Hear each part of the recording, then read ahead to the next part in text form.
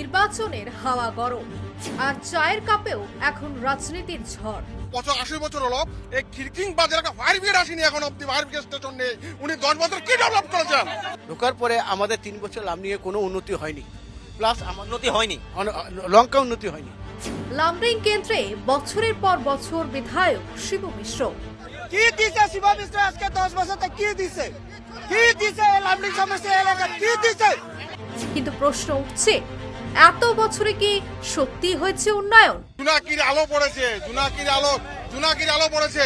কেন বলছি? যেই হোক ক্যান্ডিডেট বিজেপি জিতবে, এই পার্টি ক্যান্ডিডেট, এই পার্টি। এক সেকেন্ড নাকি এখনো অপূর্ণ প্রতিশ্রুতির পাহাড়? রাস্তা, কাজ, হাসপাতাল, উন্নয়ন,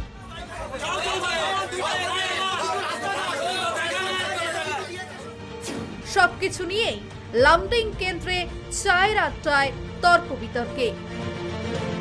দেখুন তন্ময়দের সঙ্গে চায়ের আড্ডায় ভোটের চর্চা, শুধুমাত্র নিউজ লাইভ বাংলায় আজ রাত 9:30টায়।